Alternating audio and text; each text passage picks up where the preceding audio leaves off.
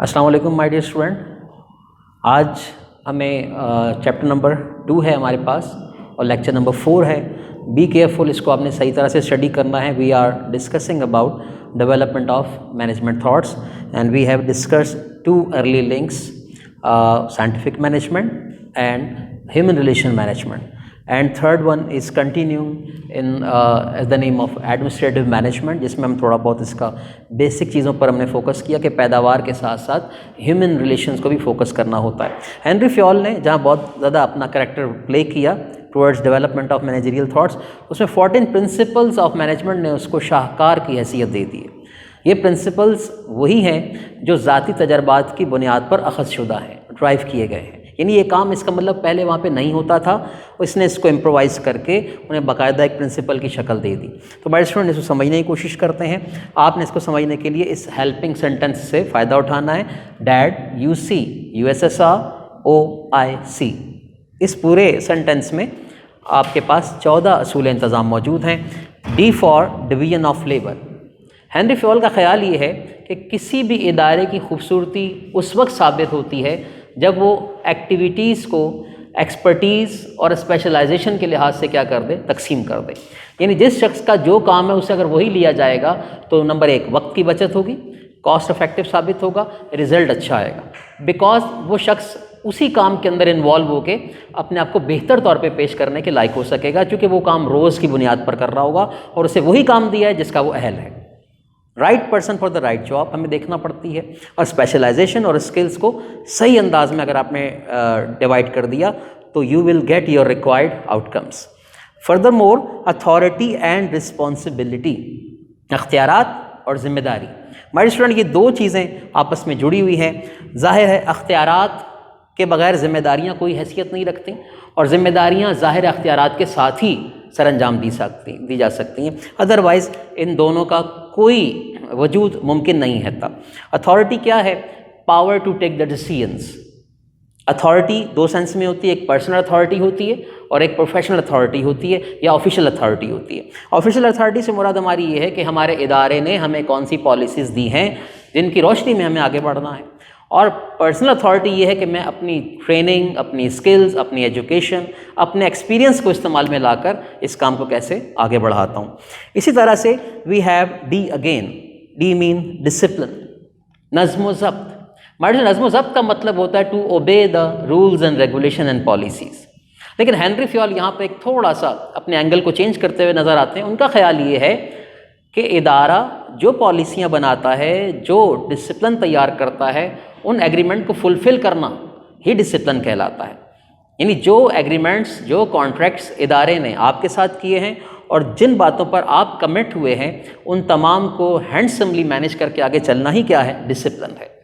आम फहम डिसिप्लिन कुछ और सेंस रखता है, लेकिन हेनरी फ्योल इसको एक नई लाइफ लाइन देते हुए नज़र आते हैं कि डिसिप्लिन क्या है? To obey all the policies and other methodologies and concepts of the organisation. ये ज़हन में रखिएगा। यूनिटी ऑफ कमांड यानी यकजहती हुक्म। हेनरी फ्योल इस नतीजे पर पहुंचा कि मामलात तब बिगड़ते हैं जब एक ही वर्कर को बहुत से लोग एडवाइस कर रहे हों, बहुत सारे लोग अपनी मर्ज़ी पर चलाने की कोशिश करें, तो ही डेफिनेटली विल बी पजल्ड। वो पजल हो जाएगा और कोई आउटकम नहीं दे सकेगा। जबकि दूसरी जानिब वो इस चीज़ को फोकस करते हैं कि there is one officer on many subordinate, कि एक ही शख्स होना चाहिए और उसके अंडर कमांड अगर आप 4-5 अफराद को उसकी कैपेबिलिटी के लिहाज से अगर आप उसको डाइवर्सिफाई कर दें, उसको जॉब असाइन कर दें, तो it will be better, it will be convenient for the subordinates and also for the your superior. मिसाल के तौर पर ये मिस्टर एक्स हैं और इनके अंडर में ये 4 अफराद अगर दे दिए जाएंगे तो यहाँ पर मिसअंडरस्टैंडिंग पैदा होने के चांसेस ना होने के बराबर है, क्योंकि जितनी भी मालूमात एक्स से यहाँ जाएंगी उनमें कन्फ्यूजन पैदा नहीं होगी, क्योंकि इनको मालूम है इन्होंने इसी को रिपोर्ट करना है और यही इनको एडवाइस जारी करेगा। लिहाजा कन्फ्यूजन कब पैदा होती है कि जब मुलाजमीन के अफसरान बहुत सारे हो जाएं। ये एक यूनिटी ऑफ कमांड का असूल था जो उसने सामने रखा और इस पर कामयाबी से अमल पैरा भी हुआ। सेंट्रलाइजेशन क्या है? सेंट्रलाइजेशन और डिसेंट्रलाइजेशन 2 चीज़ें याद रखिएगा, एक मरकज़ियत है, एक अदम मरकज़ियत है। हेनरी फ्योल का कहना यह है کہ اس بات کا تعین کرنا بڑا اہم ہے کہ ہم کتنی اماؤنٹ آف اتھارٹی ڈیلیگیٹ کریں ٹورڈ سب آرڈینیٹ. یہ بہت ضروری چیز ہے. لیکن یہاں ہمیں دیکھنا پڑے گا کہ ہمارے ورکرز کس لائق ہیں. اگر ورکر بہت اچھے ہیں تو آپ ڈیلیگیٹ کریں اپنی پاورز کو، اپنی اتھارٹیز کو ڈیلیگیٹ کریں تاکہ وہ کام کر سکیں. ایک نقطہ یاد رکھیے گا، اگر میں مسٹر یاسر ایک مینیجر ہوں اور میں تمام اتھارٹیز اپنے سب آرڈینیٹ کو دے دیتا ہوں تو میں ادارے کے لیے بیکار ہو جاتا ہوں. مجھے ایسا بھی نہیں کرنا. اور اگر میں ساری چیزیں سینٹرلائز کر لیتا ہوں تو میرے لیے ورکر بیکار ہو جاتے ہیں. یہ دوسرا نیگیٹو امپیکٹ ہوگا. لہٰذا ہمیں دیکھنا ہوگا کہ ادارے کی تاریخ، ادارے کی پروڈکٹیوٹی، کنڈیشنز، ریسورسز اور ورکر کی اپنی کیپیبلٹی کتنی ہے کہ ہمیں کتنا ان کو ڈی سینٹرلائز رکھنا ہے، کتنا سینٹرلائز رکھنا ہے. آگے بڑھتے ہیں جناب. یہ ہمارے پاس بڑھتا ہوا سلسلہ ہے. ہم سی تک آ چکے ہیں. یونٹی آف ڈائریکشن دیکھیے گا. نہ صرف یکجہتی حکم ہو بلکہ یکجہتی سمت بھی ہو. Means all the team having simple goal. تمام کی روش، تمام کا چال چلن، تمام کی ایکٹیویٹی ایک گول کی جانب ہو، اور وہ ہے the prosperity and the development of an organisation. Company یا ادارے کی ترقی، تنظیم کیسے آگے بڑھے گی، یہ آپ نے رکھنا. یہ سب کا مین موٹیو ہونا چاہیے. تو ہنری فیول کہتا ہے کہ ڈائیورسفائی نہ کریں. مینٹلی طور پر آپ کی سوچ الگ ہو لیکن ادارے کے لیے کم از کم آپ کے سامنے ایک واضح آبجیکٹو ہونا چاہیے. ایسے ہی my dear student, scalar chain. Scalar chain سے مراد ہے the chain of authority which flows from upward to downward. اختیارات کی زنجیر. اسکیلر چین کا مطلب ہوتا ہے اختیارات کی زنجیر، کہ جس کے ایک سرے پر انتہائی اعلیٰ آفیسر بیٹھا ہوا ہے اور اس کے نیچے کی جانب آپ کے ماتحتین کی ایک مخصوص تعداد ہے جن کو ہم سب آرڈینیٹ کہتے ہیں یا ورکرز کہتے ہیں. ان کے درمیان اختیارات اور ذمہ داریوں کا توازن بڑا خوبصورت ہونا چاہیے. اوپر والے آپ کو کمانڈز جاری کرتے ہیں، آرڈرز بھیجتے ہیں، نیچے والے رپورٹنگ کر رہے ہوتے ہیں اس کے ہمیں کیا ہوا، ہمیں کون سے مسائل کا سامنا کرنا پڑا اور ہم نے کتنا آؤٹ پٹ دینا ہے. اگر آپ چین آف کمانڈ نہیں بنائیں گے تو یاد رکھیے گا ہر چیز بکھرتی ہوئی محسوس ہوتی ہے. کوئی نہیں جانے گا کہ میرے نیچے کون ہے اور میرے اوپر کون ہے، مسٹر یاسر کس کس کو جواب دہ ہے اور کون کون مسٹر یاسر کو جواب دہ ہے. یہ اسکیلر چین ہی واضح کر سکتی ہے. My dear student, subordination interest to general interest.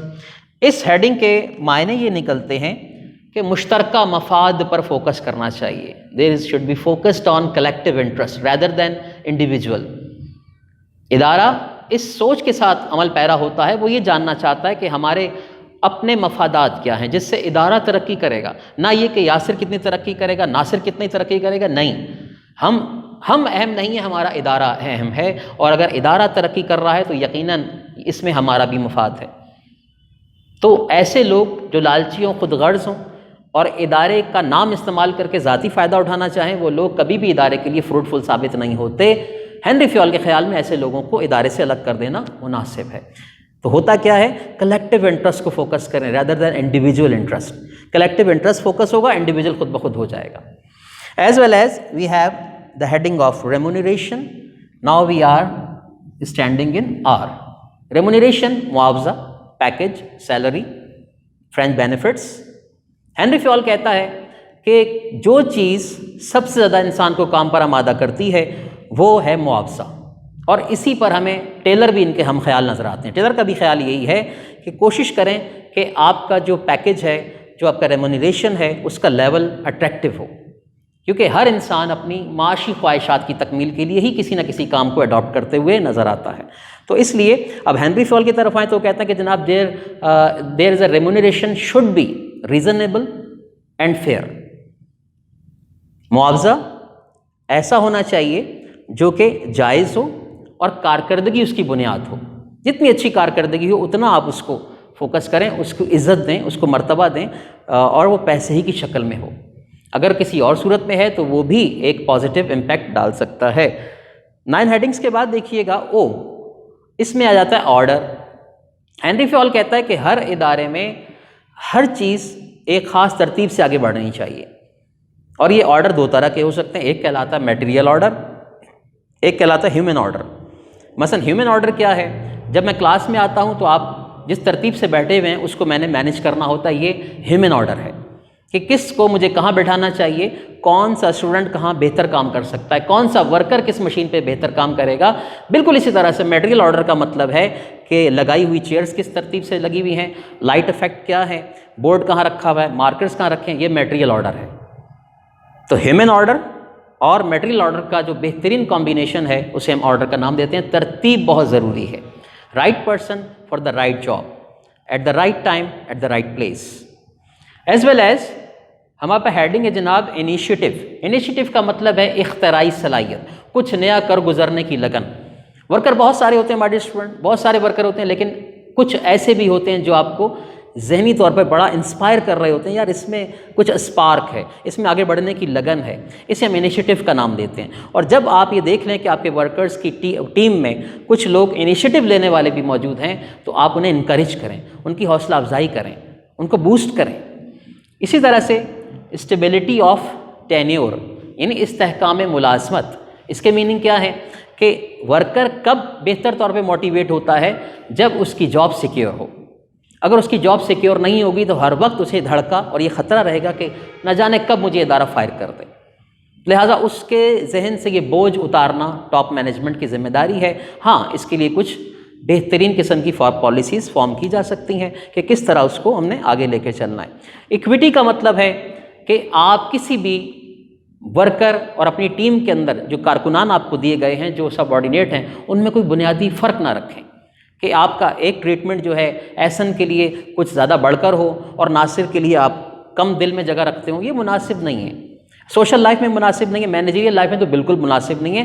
Worker existing staff frustration کا شکار ہو جاتا ہے۔ لہٰذا مینیجر کو کیا کرنا چاہیے، سب کو ایکولی ٹریٹ کرنا چاہیے۔ ہر بندے کی اپنی صلاحیتیں ہیں، ہر بندے کے اپنے پروز اینڈ کونس ہیں، یہ سمجھنا ہر اچھے مینیجر کا کام ہے۔